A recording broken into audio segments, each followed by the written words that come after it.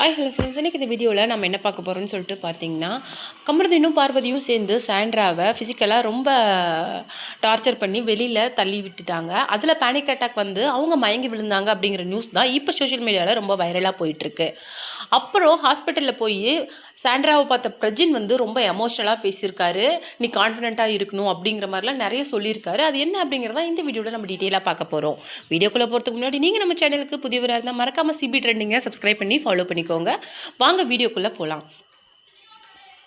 அதாவது இந்த கேமை வந்து கமருதீனும் சரி பார்வதியும் சரி அவங்க 2 பேரும் சண்டை போட்டுக்கிற மாதிரி தெரிஞ்சாலும் தனித்தனியாக கண்டஸ்டன்ஸ் போய் அவங்கள சமாதானப்படுத்திக்கிட்டு இருந்தாலும் 2 பேருமே ரொம்பவும் டு த கோர் அவங்க டாக்ஸிக்காக இந்த கேமை ப்ளே பண்ணிகிட்டு இருக்கிறாங்க அப்படிங்கிறது நல்லாவே தெரியுது.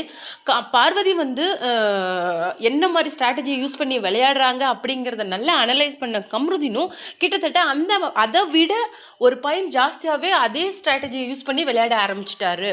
அவங்க வந்து மற்றவங்களுக்காக நாங்கள் லவ் பண்ணுறோம் இல்லை சண்டை போடுறோம், அவள் என்ன பேட் கமெண்ட் பேட் டச் அந்த மாதிரி தேவையில்லாமல் பேசினா அப்படிங்கிறது எல்லாமே 2 பேரும் மாறி மாறி யூஸ் பண்ண ஸ்ட்ராட்டஜிஸ். ஏன்னா இந்த சண்டையெல்லாம் முடிஞ்சு பார்வதி அழுதுட்டு இருக்கும்போது கமருதீன் போய் அவங்கள கன்சோல் பண்ண ட்ரை பண்ணுறதும், கமருதீன் இருக்கும்போது பார்வதி போய் அவங்கள ஹக் பண்ணி பக்கத்தில் ரொம்ப க்ளோஸாக உட்காந்து அவங்க 2 பேரும் சமாதானப்படுத்திக்கிறது, இதெல்லாம் நல்லா பார்க்கும்போதே நல்லா தெரியுது. இவங்க 2 பேரும் நல்லாவே மற்றவங்களை யூஸ் பண்ணி ப்ளே பண்ணுறாங்க.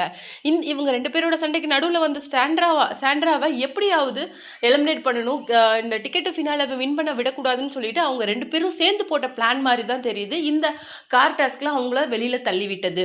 அப்படி தள்ளும் போது சபரியும் சரி அங்கேருந்து வெளியில் கார்லேருந்து உடனே வெளியில் வந்து ரொம்ப கோவமாக பேச ஆரம்பிச்சிட்டாரு. ஏன் இப்படி பண்ணுறீங்க அந்த மாதிரி சொல்லிட்டு சண்டைக்கு வாடா வெளியில் பார்த்துக்கலாம் அப்படிங்கிற மாதிரிலாம் ரொம்பவும் பேச ஆரம்பிச்சிட்டாரு. சபரி வந்து இவ்வளோ நாள் இந்த அளவுக்கு கோவப்பட்டு நம்ம பார்த்ததே கிடையாது. அவர் ஃபினாலே டிக்கெட்டை வின் பண்ணியிருந்தாலுமே ஒரு ஹியூமனிட்டியோட வெளியில் வந்தது எல்லாருமே ரொம்பவும் பெருசாக நினைக்கிறாங்க. அது மட்டும் கிடையாது, நீங்கள் பண்ணுறது தப்புன்னு சொல்லிட்டு பார்வையும் சரி கமருதீனையும் சரி விக்கல்ஸ் அப்புறம் வினோத் சபரி 3 பேருமே அவங்கள பயங்கரமாக திட்டினாங்க. இந்த அளவுக்கு டாக்ஸிக்காக கேம் ப்ளே பண்ணணும்னு ஒரு அவசியமும் கிடையாது, ஏன் இந்த அளவுக்கு மோசமாக நடந்துக்கிறீங்க அப்படின்னு சொல்லிட்டு. ஏன்னா சாண்ட்ரா மயக்கடிச்சு விழுந்து ஹாஸ்பிட்டல் போயிட்டு மறுபடியும் வீட்டுக்கு வந்திருக்கிறாங்க.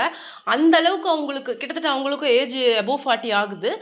ரொம்பவும் ஒரு மாதிரி பிரஜின் போனதுலேருந்தே அவங்க ஒரு மாதிரி டிஸ்டர்ப்டாக இருந்தாங்க. இப்போ வந்து அவங்க அப்போலேருந்தே பாருக்கு வந்து சப்போர்ட்டிவாக, எல்லாருமே பாருக்கு அகேன்ஸ்டாக இருந்தாலும் அவங்க ஃபர்ஸ்ட்லேருந்தே பாருக்கு சப்போர்ட்டிவாக இருந்தாங்க. ஆனால் இப்போ வந்து பாருக்கிட்ட என்னதான் சாண்ட்ரா சொல்லி எது கன்சோல் பண்ணி ட்ரை பண்ணாலும் உடனே பாரு வந்து கமருதீன் கிட்ட போயிடுவாங்க. இப்போ இவங்க 2 பேரும் சேர்ந்து சாண்ட்ராவை டிக்கெட்டு ஃபினாலே வின் பண்ண விடக்கூடாதுன்னு பண்ணுறது நல்லாவே தெளிவாக தெரியுது. நீங்கள் இதை பற்றி என்ன நினைக்கிறீங்க? அவங்களுடைய ஸ்ட்ராட்டஜியை பற்றி உங்களுடைய கருத்து என்ன அப்படிங்கிறத மறக்காம நம்ம கமெண்ட் பாக்ஸில் கொடுத்துருங்க.